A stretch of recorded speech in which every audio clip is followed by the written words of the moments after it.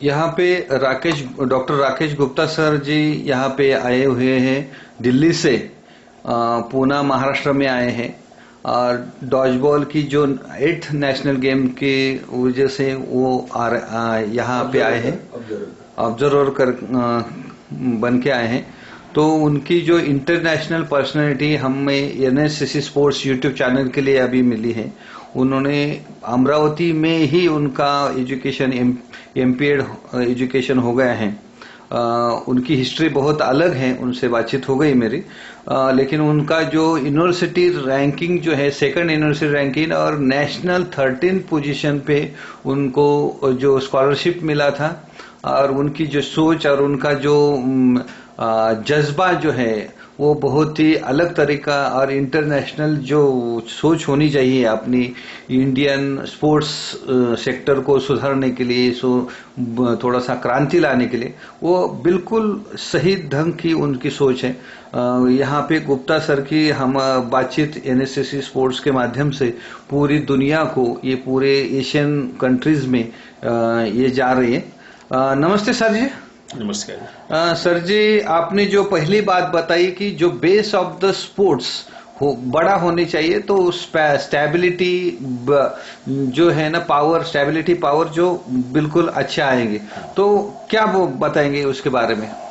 मेरा इसमें कहना ये है कि स्पोर्ट्स की जो ब्रॉड बेसिंग की मैंने बात की थी, तो स्पोर्ट्स में जो है ना ब्रॉड बेसिंग होनी बहुत जरूरी है। अगर हम सुपरफिशियल कुछ एथलीट्स के साथ में, कुछ प्लेयर्स के साथ में अगर हम इंडिया को या कंट्री को लेके आगे चलते हैं, तो शायद हम उतना सक्सेसफुल नहीं हो पाएंगे जब तक कि हम मास को, इंडिया के मास को नहीं जोड़ेंगे। और उसके लिए हमें ब्रॉड बेसिंग स्कीम्स बनानी पड़ेंगी, जिसको हम ब्रॉड बेसिंग ऑफ स्पोर्ट्स बोलते हैं। तो मास पार्टिसिपेशन जो उसका एक बहुत अच्छा माध्यम है, जिससे हम ब्रॉड बेसिंग ऑफ स्पोर्ट्स कर सकते हैं। क्योंकि कोई भी अगर इमारत, अगर उसकी नींव अगर मजबूत और चौड़ी और नहीं है, तो तब तक हम ऊंची और मजबूत बिल्डिंग नहीं बना सकते, यानी वो कभी भी गिर सकती है।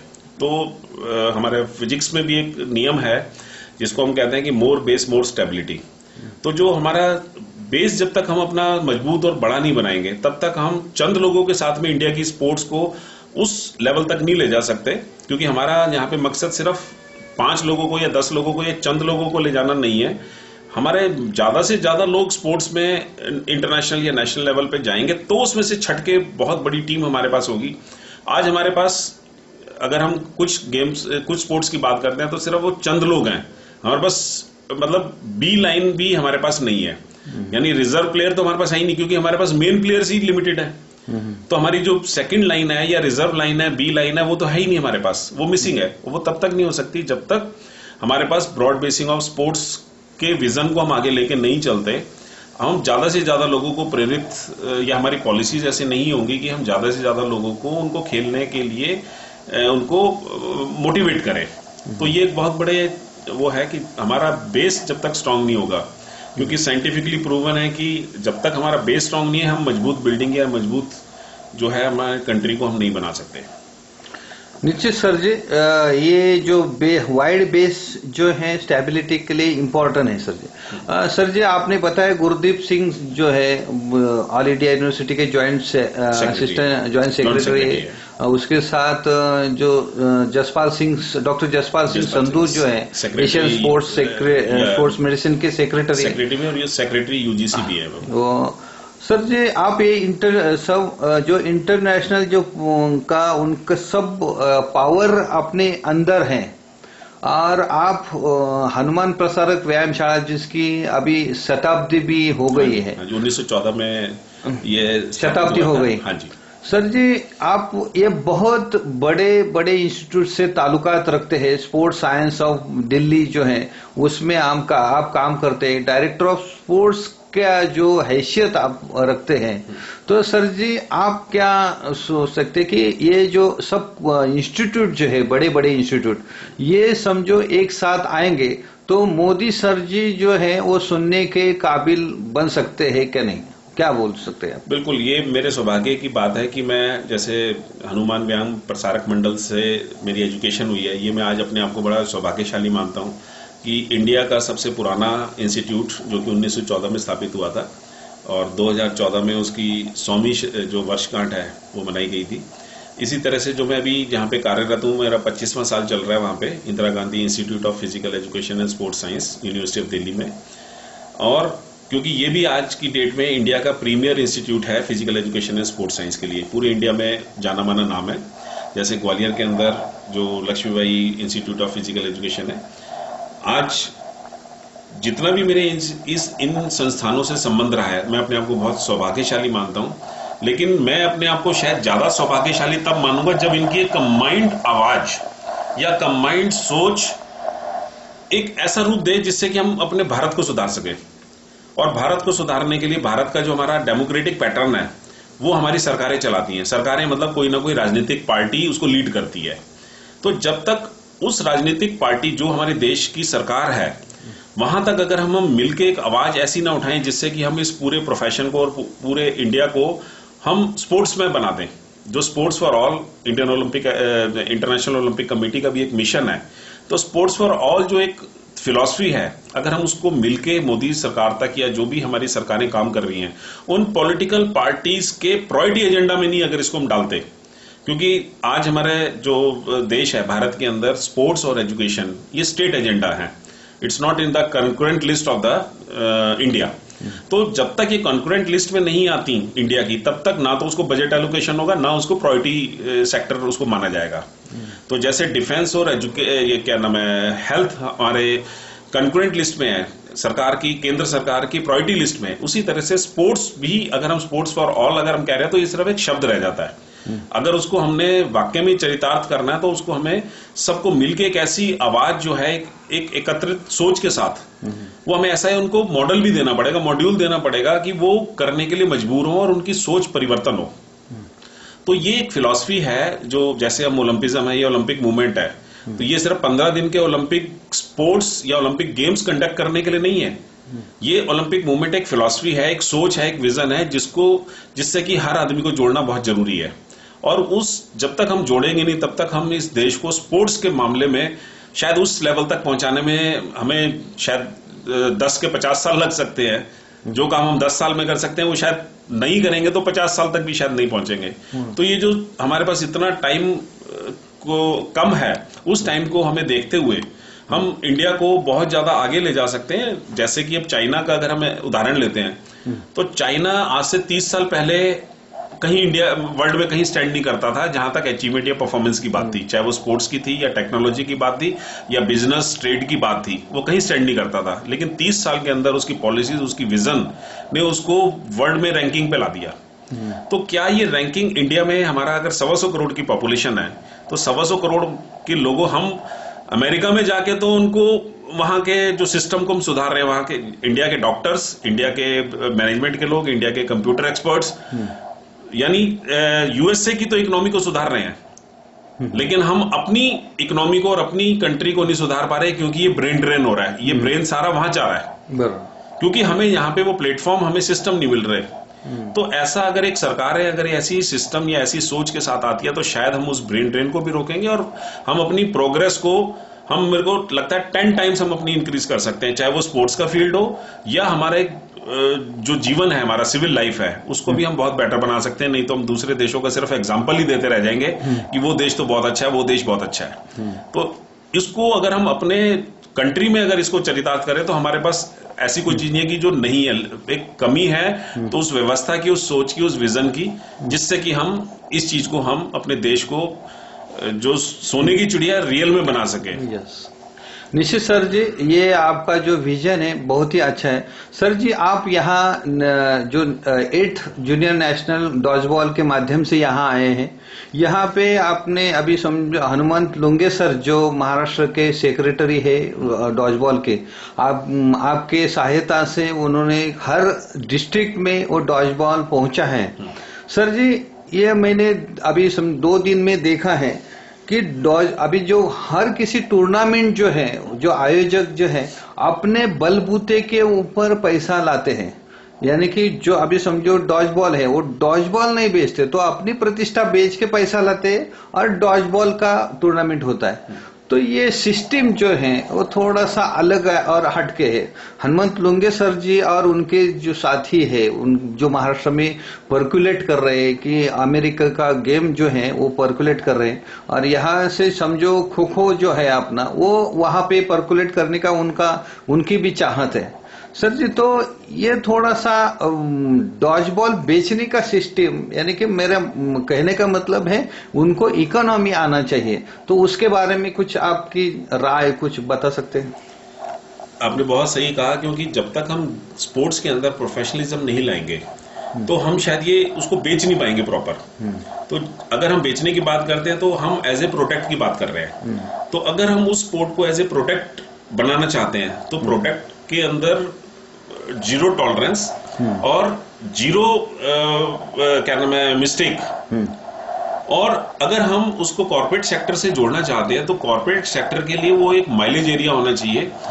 वो इसको एज ए ब्रांड यूज करें, मतलब स्पोर्ट्स को एज ए ब्रांड यूज करें। तो हमारी ब्रांडिंग जब तक उस लेवल की नहीं होगी कि कॉर्पोरेट सेक्टर हमें आके उस लेवल पे मदद करे, क्योंकि उनको भी अपने टैक्स सेविंग के लिए या उनको अपनी चैरिटी के लिए बहुत सारे उनको प्रोविजंस हैं, लेकिन वो हम स्पोर्ट्स में वो पैसा वो नहीं ला रहे। वो क्यों नहीं ला रहे? क्योंकि उनको लग ही नहीं रहा कि ये स्पोर्ट्स एक ब्रांडिंग के रूप में हम इसको इस्तेमाल कर सकते हैं या हमें इससे माइलेज मिल सकता है। तो जब तक हम इसकी एक ऑर्गेनाइज वे के अंदर एक स्ट्रक्चर या उसकी मॉडस ऑपरेंडी अगर हम इस तरह से ना बनाएं कि उनको एक माइलेज भी लगे और उसको हमें एज ए ब्रांड प्रोजेक्ट कर सके, तो जब तक ये एक जो है ये एक व्यवस्था है जो सरकारी लेवल से अगर हम शुरू करते हैं, तो अभी जैसे सोसाइटी एक्ट के अंडर स्पोर्ट्स की एसोसिएशन फेडरेशंस रजिस्टर होती हैं, वहां पे भी बहुत सारे नियम कायदे कानून है। लेकिन अब अगर हम भारत की स्पोर्ट्स बिल एक आया था जिसमें कि स्पोर्ट्स कोड के बारे में बात की गई थी। 12 साल से ज्यादा कोई भी जो है पदाधिकारी अपने पद पे नहीं रहेगा, मतलब नेशनल फेडरेशन में नहीं रहेगा, और उसको 4 साल के बाद इलेक्शन करना पड़ेगा, और 70 साल से ज्यादा नहीं होगा। लेकिन क्योंकि हमारी व्यवस्था ऐसी है कि यहाँ से बड़े बड़े क्राइम करने के बाद भी जरूरी नहीं कि वो पकड़ा जाएगा और उसको कुछ सजा मिलेगी, तो ये तो स्पोर्ट्स तो अभी प्रायोरिटी एजेंडा पे ही नहीं है। तो 70 साल के लोग 80-80 साल से 50-50 सालों से एक संस्था में एक स्पोर्ट्स की संस्थाओं को संभाल के बैठे हैं, उनको कोई देखने वाला नहीं है। तो जो कॉर्पोरेट सेक्टर है वो सारी चीजें ऑब्जर्व करता है। वो देखता है कि एक आदमी बैठा हुआ है तो इसका मतलब इसका कोई वेस्टेड इंटरेस्ट होगा, ये स्पोर्ट्स को तो प्रमोट नहीं कर रहा है, लेकिन इसका अपना पर्सनल इंटरेस्ट जरूर वेस्ट हो रहा है। चाहे वो नेता लोग हैं, चाहे एमपीज हैं, चाहे कोई और ऐसे लोग हैं जिनका खेलों से कभी कोई खुद का संबंध नहीं रहा है, लेकिन वो खेलों को कंट्रोल कर रहे हैं। तो ये एक ऐसी कुछ चीजें हैं जिसमें जो हमारा कॉर्पोरेट सेक्टर है शायद खुल के मदद नहीं कर पा रहा है। और जब तक हमें बिना फाइनेंस के हम कोई चीज नहीं कर सकते, चाहे वो खिलाड़ियों को स्कॉलरशिप देना है, खिलाड़ियों को पैसा देना है, उनको सुविधाएं प्रोवाइड करना है। अब मान लीजिए बड़े बड़े हमारे खेलों के आयोजन होते हैं, चाहे पूना में है, दिल्ली में है, या हमारे देश के और भागों में जहाँ पे नेशनल गेम्स या कॉमनवेल्थ गेम्स या दूसरी चीजें होती हैं। खिलाड़ी लोग उनकी इंफ्रास्ट्रक्चर को, उनकी सुविधाओं को नहीं यूज कर पा रहा, उसके लिए उसको गवर्नमेंट की तरफ से एक सिस्टम नहीं बना हुआ। तो ये जो पॉलिसीज है वो ऐसी होनी चाहिए कि प्रैक्टिकल इंप्लीमेंटेबल होनी चाहिए, ताकि कॉर्पोरेट सेक्टर अट्रैक्ट हो और उसको एज ए क्या नाम है ब्रांड यूज करे वो। तो जब तक ब्रांडिंग नहीं होगी हम अपने प्रोडक्ट को सेल नहीं कर सकते, क्योंकि यहाँ पे सिर्फ हम एथलीट को नहीं सेल करना, लेकिन जो रेवेन्यू जनरेट जब तक हमारी स्पोर्ट नहीं करके दे रही, हम उस पर्टिकुलर स्पोर्ट को प्रमोट नहीं कर सकते। तो ये एक बहुत बड़ी चीज है कि जब तक हम ऐसी ब्रांडिंग करें, इतना प्रोफेशनलिज्म लेके आए स्पोर्ट के अंदर कि लोग आने के लिए अट्रैक्ट हो, उनको लगे कि आज हम इस स्पोर्ट से जुड़ रहे हैं तो हमें इतना माइलेज मिल जाएगा। चाहे ये नहीं कि उसने अपना बैनर लगा दिया तो उसका प्रोडक्ट बिकना शुरू हो जाएगा। उस स्पोर्ट के अंदर इतना ताकत होनी चाहिए, उतनी दम होना चाहिए कि उसको लोग एज ए ब्रांडिंग यूज करें। तो ये जो एक ताकत है, ये मुझे लगता है कहीं ना कहीं हमारी पॉलिसीज से या योजनाओं से अगर शुरू होता है तो हम इसको सही ढंग से स्ट्रक्चर्ड कर सकते हैं। तो स्ट्रक्चर्ड स्पोर्ट्स में कॉर्पोरेट्स का भी विश्वास जागेगा और उनका कॉन्फिडेंस बढ़ेगा, तो वो स्पोर्ट्स को स्पॉन्सर भी करेंगे, फाइनेंस भी करेंगे, और इसको जो है, और डेफिनेटली स्पोर्ट्स को जब हमें पैसा मिलेगा तो रिसोर्सेज मिलेंगे, फाइनेंशियल रिसोर्सेज जो हैं, चाहे वो हमारे पास ह्यूमन रिसोर्स है, स्किल्ड मैन पावर है, बट हमारे पास फाइनेंशियल रिसोर्सेज नहीं है, तो शायद हम उस ढंग से इंटरनेशनल लेवल पे कम्पीट नहीं कर सकते। तो ये हमें इंटरनेशनल लेवल तक अगर हमें लाना है तो हमें एक मिलजुल के, चाहे वो एजुकेशनल इंस्टीट्यूट्स हैं, फिजिकल एजुकेशन स्पोर्ट्स इंस्टीट्यूट है, कॉर्पोरेट सेक्टर है, तो ये एक जॉइंट वेंचर के रूप में हमें इसको प्रेजेंट करना पड़ेगा, जो कि हमारी पॉलिसीज उसको सपोर्ट करें। जैसे मेक इन इंडिया अगर मोदी सरकार ने कहा है, तो मेक इन इंडिया के साथ साथ मेक एथलीट्स भी अगर हो, मेक एथलीट वो लेकिन तब होगा जब हमारा कॉर्पोरेट सेक्टर और जो हमारा गवर्नमेंट सेक्टर है और कॉर्पोरेट सेक्टर है और हमारा जो स्पोर्ट्स सेक्टर है, ये सब मिलके जब तक ये चीजें एक जॉइंट वेंचर नहीं बनेगा तो शायद हम अपने डिजायर्ड रिजल्ट को अचीव ना कर पाए। निश्चित सर जी, आपने बहुत ही इम्पोर्टेंट बात कही। जो भारत सरकार जो है साउथ एशियन कंट्री में अंधे में काना ही राजा बोला आपने। हाँ जी। और ये आपने बोला कि ब्रेन ड्रेन के बजाय पावर ड्रेन हो जाओ, फिर पैसा इंडिया में बहुत आ सकता है। इंडिया चाइना से भी बढ़कर ये तरक्की कर सकता है। निश्चित आपके जो विजन से बहुत ही काबिले तारीफ है। और आप हमारे जो समझो हमारे जो हॉस्पिटल के कार्डियोलॉजिस्ट है, और हम लुंगे सर और हमारे सर के सब जो कार्यकर्ता, आप सर के जो ब्रेन ड्रेन जो है उसके बारे में जानकारी देते हैं और पावर ड्रेन की बात करते हैं।